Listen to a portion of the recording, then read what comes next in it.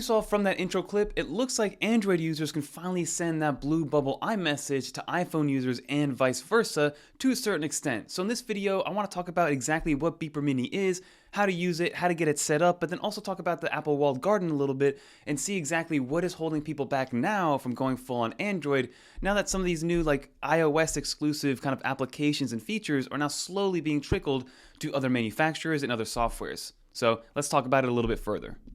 So one of the biggest appeals of being an Apple customer is that walled garden, for better or for worse, right? Some people think it's a negative because it's kind of restrictive and it monopolizes that software and hardware kind of continuity. It doesn't let people branch out outside of that Apple ecosystem. But if you are an Apple user and you use Apple products on a day-to-day basis, honestly, that Apple ecosystem and that walled garden is just a added benefit, added value, and added feature of getting an iPhone, an iPad, a Mac computer, an Apple Watch, an Apple TV, AirTags, the list kind of goes on and on when it comes to hardware and software because everything just kind of works together seamlessly. And one of my buddies over on Twitter, Brian, posted this tweet the other day, which is like a top 5 in terms of what the walled garden features are for him. He mentioned things like AirDrop and iMessage and iCloud, and for me, it's kind of the same thing, right? The top few walled garden Apple features that always keeps me in the walled garden are things like iMessage, because being able to kind of use iMessage across all of my devices and being able to kind of pick up a conversation on my Mac computer or my iPad and then pick it up on the go on my iPhone is very seamless. And yes, there are other applications like WhatsApp and Telegram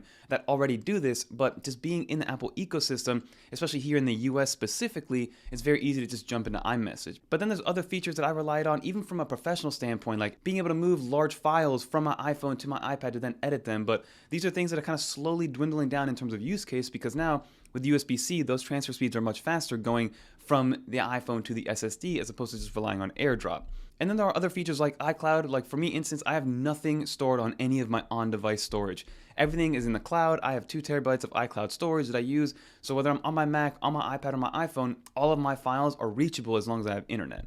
And then one of my favorite features is continuity as well. So these are all things that kind of keep people in the walled garden. But as I mentioned, as time is going on and things start to open up a little bit more, firstly, AirDrop for me, I don't really need it as much as I used to anymore, right? Because now I'm using the iPhone 15 Pro Max and I can offload a bunch of footage much faster via an SSD, like a T7 Shield, and then move it over to my iPad. So that transition is making it a lot more efficient now that USB-C is available. But now when it comes to iMessage as a key feature of keeping people in that walled garden, things are starting to open up a little bit. So a couple weeks ago, the Nothing company, the people behind the Nothing phone, released an application that allowed you to use iMessage, but it was a little bit wonky from a security standpoint. It wasn't the best. It used things like Mac Mini server farms to kind of replicate and mimic your Apple ID and then ping the Apple server and then send that to an actual iDevice.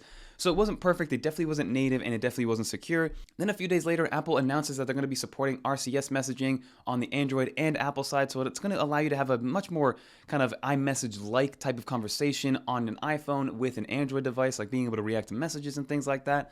But then recently, this company by the name of Beeper, which apparently has been around for a while, they're kind of a messaging application on the Android side that kind of consolidates a bunch of different messaging apps. They now released a new application called Beeper Mini. Now this Beeper Mini application supposedly is an end-to-end encrypted application, so it means everything is securely stored. Everything is stored on device, so there is no Mac Mini server farm that needs to go out there and then actually ping those Mac Minis to kind of confuse Apple that it is an Apple ID. All you actually have to do is sign into your Apple ID on this Beeper Mini application. Now, it's at your own risk. I don't know the technicalities of it. I don't know how secure it is. They're saying all the correct things and people seem to be behind it. I know Snazzy Labs has a great video kind of going into the nuances of what it means to actually send an iMessage and how this was actually being able to be done on an Android device.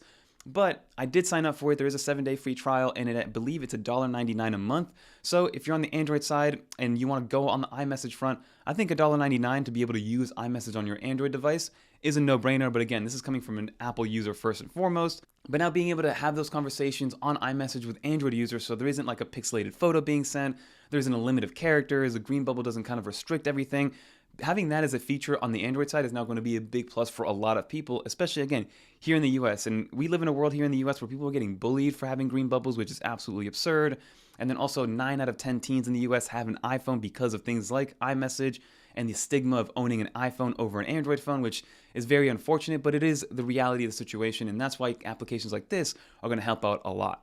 But signing up for Beeper was extremely simple. I will leave a referral down below. I don't think it gets me anything, but if you guys do want to put that in, let's see if it does anything. But with Beeper, all you have to do is sign in with your Apple ID account. Now, I'm using a Nothing Phone 2, and I'm using it strictly on Wi-Fi. I'm not using it with an actual data or cell phone number. Like my SIM card doesn't have a phone number on there right now for a secondary phone.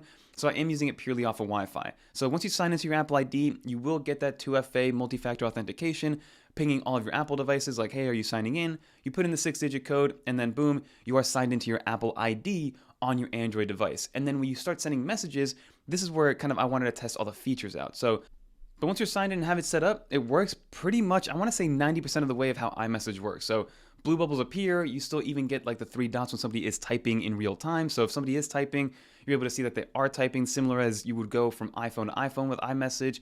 You can fully react to messages, so you can like, thumbs up, thumbs down, exclaim, question, all messages. It happens instantly again, so it's very easy to use.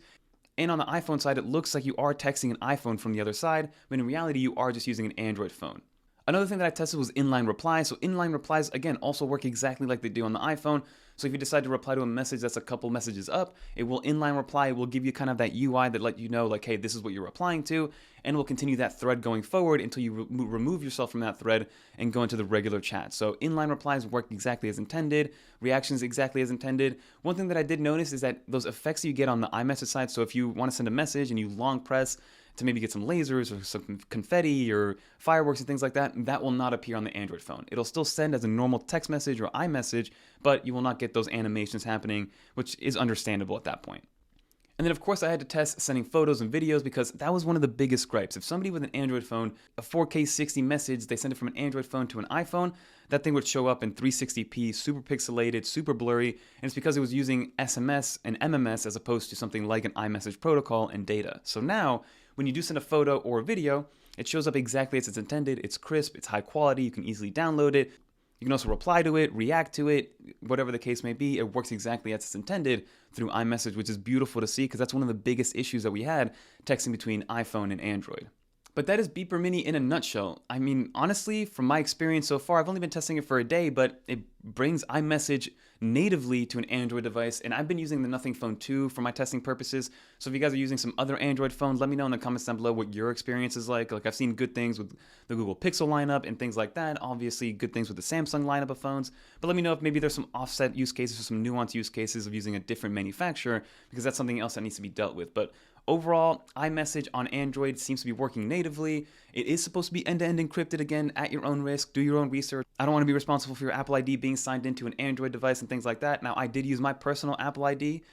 That remains to be seen. If something does happen, I will keep you guys posted, but it seems to be safe. It seems to be secure. It works exactly how it's intended, and hopefully it helps out with that negative stigma of having green bubbles, because now we'll have blue bubbles, and it's such a weird world that we live in when I kind of think about it like that. But again, I know that most of the audience here is iPhone users, so this won't really matter, but if you do have a friend or a family member that now has an Android phone and you want them on your iMessage group chats without breaking up those iMessage group chats, this is one way to do it. And for $1.99 and a 7-day free trial, it's really not that bad of a price point, because this is something that people have wanted since iMessage was released back in like 2009, I think it was, or 2010. So to each their own, but let me know in the comment down below what you think. Are you willing to sign into your Apple ID and give it to something like Beeper Mini and be able to use iMessage on your Android device? I'm always curious to know what you guys think about stuff like this, because this is kind of hacky and kind of a workaround. And I'm also curious to see what Apple's going to do. Is Apple going to react to this? Is they going to kind of clamp down and maybe shut this down somehow, if they even can shut it down? Very curious to know what Apple does. But if you guys made it to the end of this video, leave a little dolphin in the comments down below so I know you made it to the end. And like I mentioned, let's have a conversation down in the comments. Are blue bubbles really that important to you? Do you not like texting Android phone users because the experience is just so broken? And will something like Beeper Mini help out those Android users and make it not matter anymore when you have those conversations via iMessage? But that's going to do it, everybody. Until next time, if you guys want to watch some more iOS, iPadOS, or macOS videos, click on one of these right here. And until next time, peace. I'm Fernando.